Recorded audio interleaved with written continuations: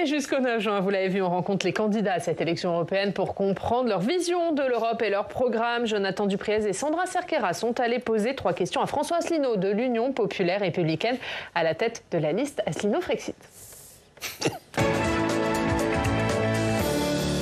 Je suis candidat fondamentalement pour imposer un débat qui est interdit dans les grands médias, c'est celui du Frexit, c'est-à-dire l'intérêt pour la France de sortir de l'Union européenne, de l'euro et aussi d'ailleurs de l'OTAN. Ce débat n'a pas lieu.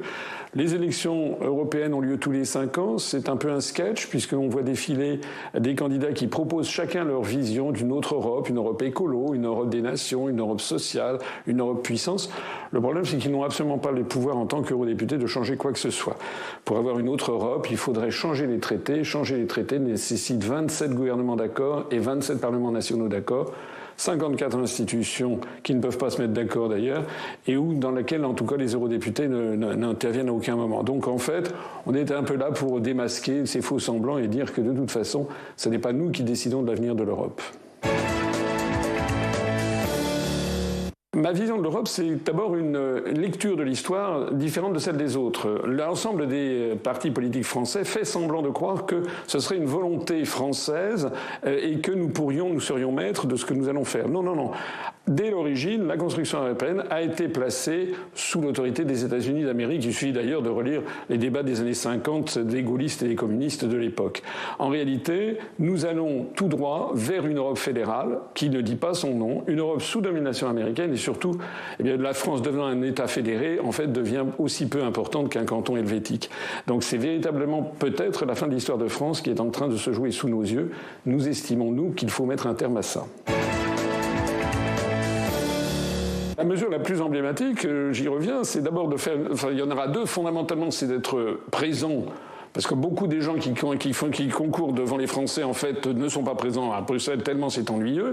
Nous serons présents et nous ferons une véritable opposition sur tous les sujets. Par exemple, nous prendrons le contre-pied de ce qu'ont fait les eurodéputés français, quelle que soit la couleur, qui sont tous favorables à l'Ukraine, qui reprennent tous le narratif contre la Russie, qui nous entraîne tout droit vers la guerre. Donc ça, c'est une première chose que nous ferons.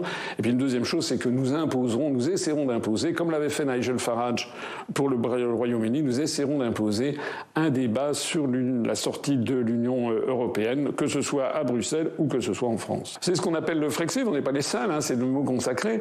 Il faut que les Français comprennent que le Brexit, contrairement à ce qu'on leur dit, se passe très bien. Deux exemples, le Royaume-Uni vient de dépasser la France comme 4e exportateur mondial de biens et de services, et par ailleurs, le SMIC, qui était 15% inférieur au SMIC français en 2016, est désormais 10% supérieur. Donc il y a en plus de ça une propagande en France qui veut faire croire que le Brexit serait une catastrophe, ce qui n'est pas le cas. Et voilà pour François Asselineau de l'Union populaire républicaine. Un mot, Yves ?